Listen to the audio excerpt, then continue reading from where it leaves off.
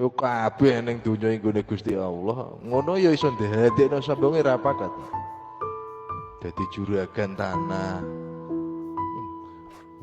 Rumangsane kan nggone dhewe padahal sing duwe Gusti Allah. Lah nek sampean wis sok ben dititipi, diparingi di waya besutur rizqa dijembarno rezekine aja lali bahwa semua yang sampean miliki itu titipane Gusti Allah, ora nggone sampeyan.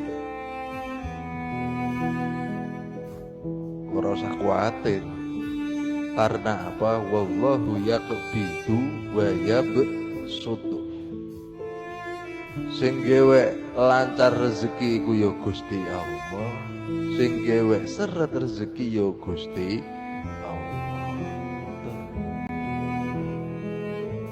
Lah rezeki seret, rezeki gampang iku ya minangka coba kabeh. Nek seret isih iso gelem ngibadah tah ora, isih gelem sabar nglakoni taat ora. Begitu juga nek mulya, nek duwe jabatan, nek sugih niku nggih coba iso syukur ora, isih gelem ngibadah tah ora, lali karo tangga yatim rondo tah ora, nggih ngoten niku.